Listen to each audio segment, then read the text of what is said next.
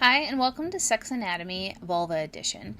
I figured I'd do just a quick informal video going through some general anatomy, the same kind of information I give any of my clients in the office, using the props I have. They're kind of fun in my office, so that you can learn all about the things that your high school sex ed class either neglected to tell you or that you were too nervous during the class to remember.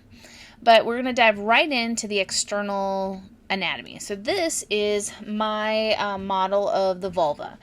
And I want to stop there and mention the word vulva versus vagina. So oftentimes we say girls have vaginas, boys have penises. What this entire area is actually called is the vulva. The vagina is actually referring to just the vagina, so the vaginal opening here. And so if you're wondering why I'm referring to it as a vulva, that's why. Let's start top to bottom. So what I like about this model is it's two different colors. So we can see this very pink dot here at the top is the tip of the clitoris. Now the clitoris, the entire anatomy of the clitoris was actually only discovered, mapped out, I don't know what verb I want there, in the early 90s. So we've actually only known for the last 30 years what the whole organ of the clitoris looks like, and I want to flip this over now and show you. So this is what internally the clitoris looks like.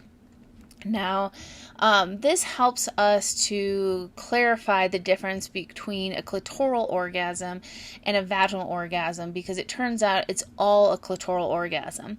When we learned about the G-spot, maybe, when we were in high school, if you're a millennial like me reading, like Cosmo or something, the G-spot actually, what it's doing is hitting the internal part of the clitoris, like probably the top part, and all this can be stimulated internally through the vagina, usually stimulation on the labia minoras, which we'll talk about in a second. But I just wanted to point that out to you, and I always have it as a joke that I want to carry around one of these models, and anytime somebody, i.e. a male, wants to talk about sex when they find out what I do for a living, I always want to pull this out and just be like, do you know what this is? And if you can't tell me what this is, I don't want to talk to you. But let me put that back in and flip it back over. So that pink is the tip of the clitoris. Just above it is the hood of the clitoris. Now, the hood of the clitoris is designed like a hood to protect that very sensitive organ, because there's millions of nerve endings in that clitoris tip. And so the hood is designed to protect it from just being irritated or overstimulated. And when we become aroused, that hood actually retracts. Very similar to how the penis and, an uncircumcised penis, that foreskin retracts from the head of the penis. So all the anatomy is the same anatomy. It just looks different, organized in a different way. Now I'm going to come down here, and these bigger bulbous fatty areas here would typically be covered with pubic hair, and that's the labia majora, so like major labia majora. If we step into these thinner flaps is the labia minora.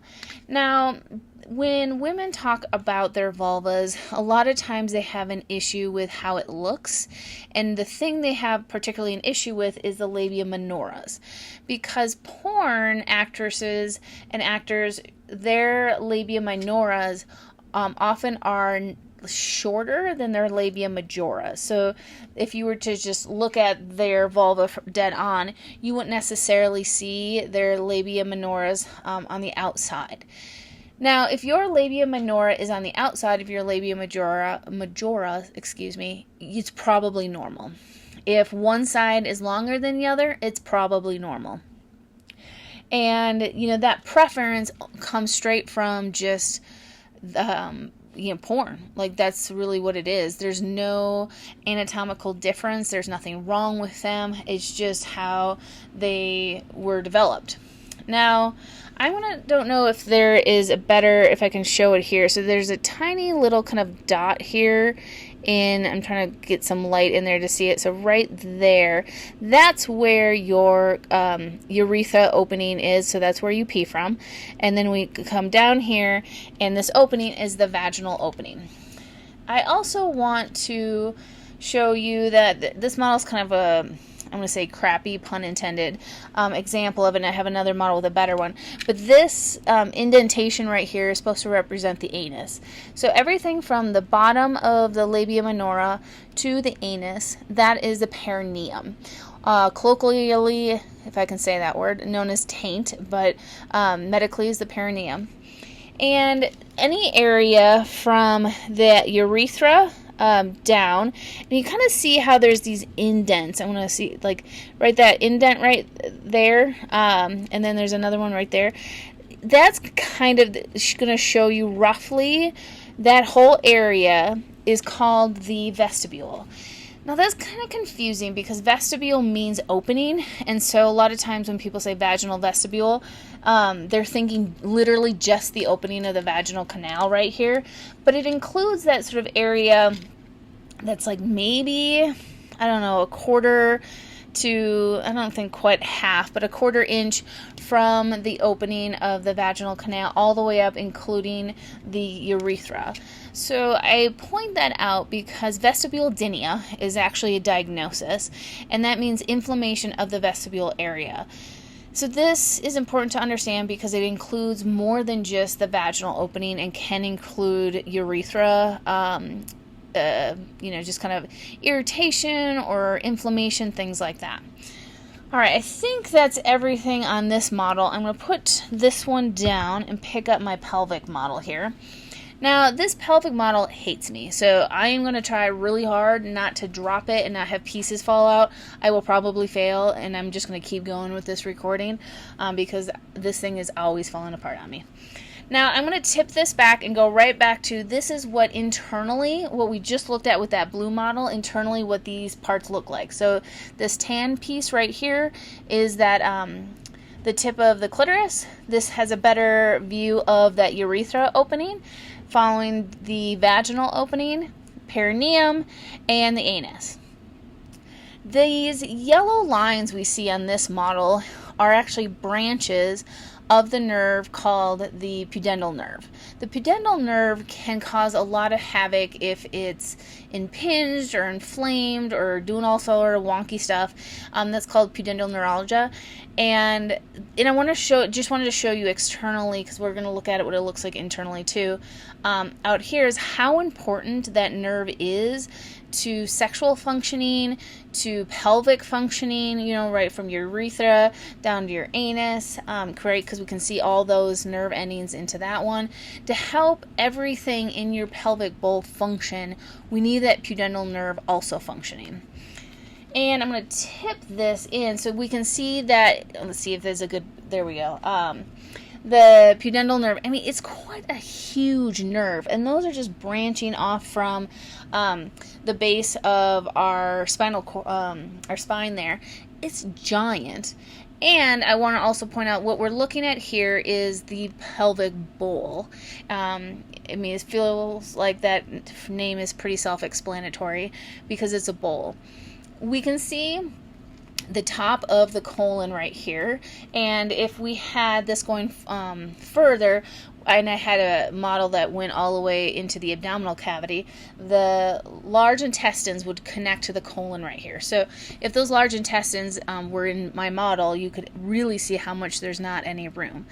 I keep sort of repeating that and stressing that because I want to highlight that when we have growths, whether that's endometriosis, ovarian cysts, things like that, there's not a whole lot of room.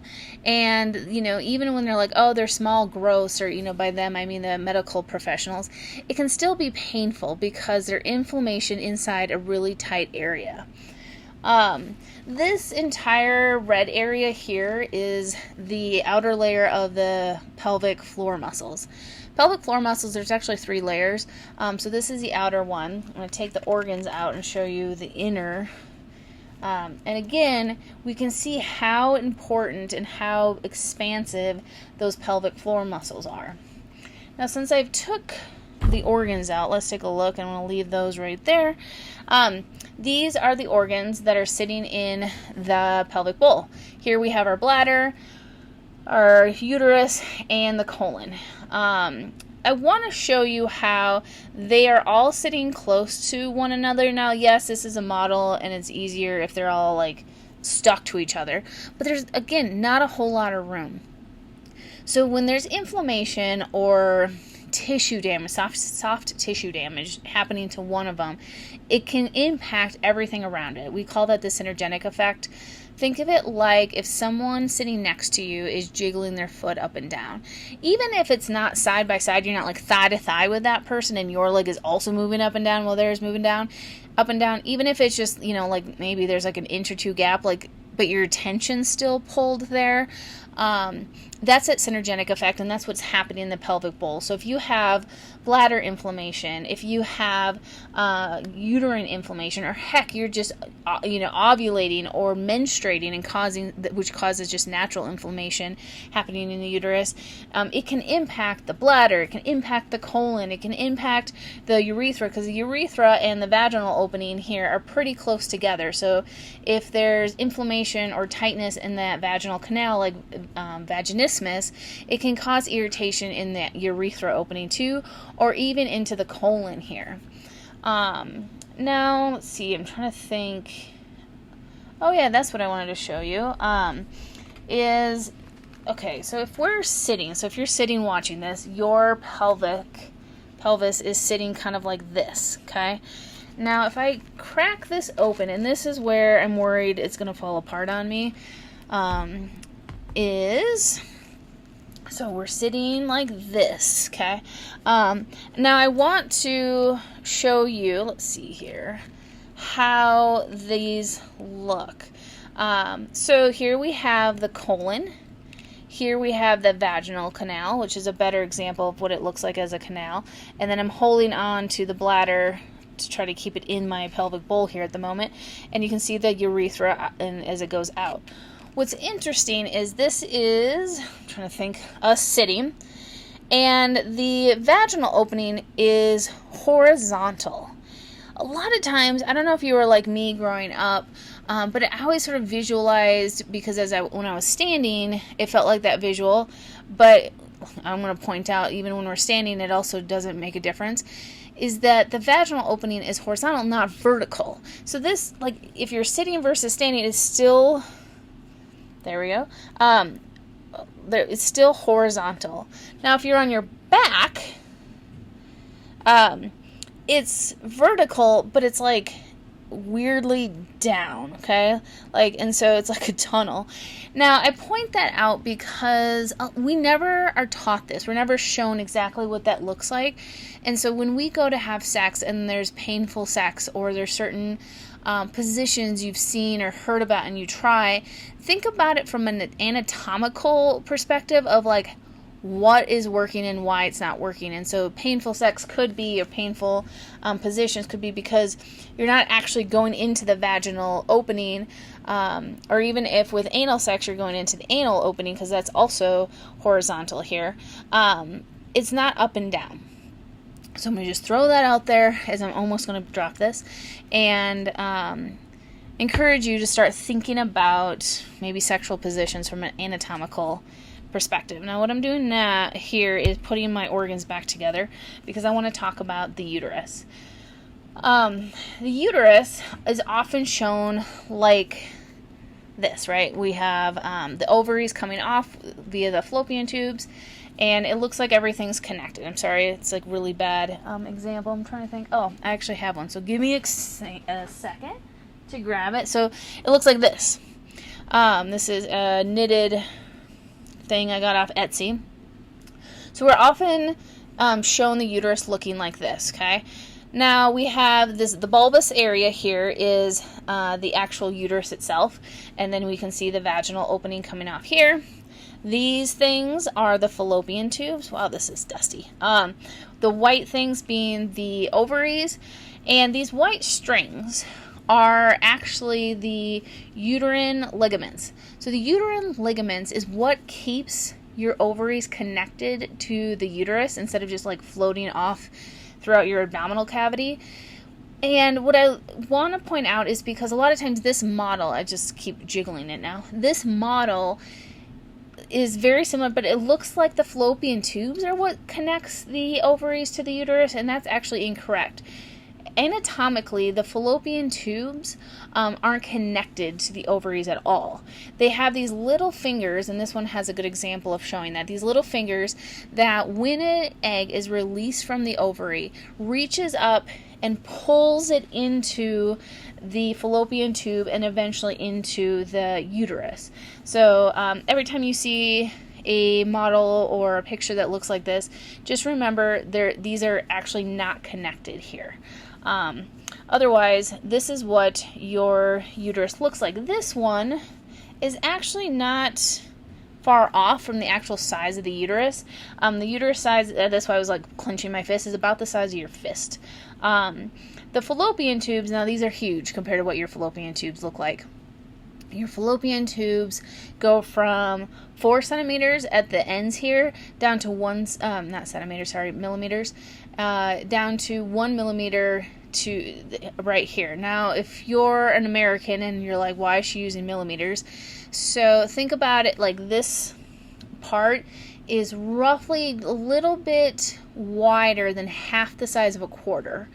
So they're tiny, which means that they're really, really, really delicate and can be damaged very easily.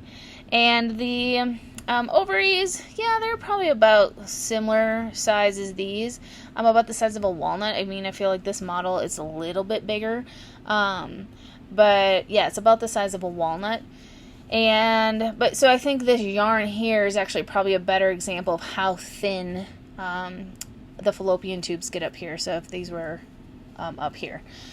And yeah, so that is the anatomy of your pelvic bowl and your vulva. And I hope that was helpful in kind of understanding as we move forward in talking about the menstrual cycle and the menstrual dysfunction, what goes wrong, that we have sort of a base of when I start using language and referring to different organs, that you now know exactly what that looks like.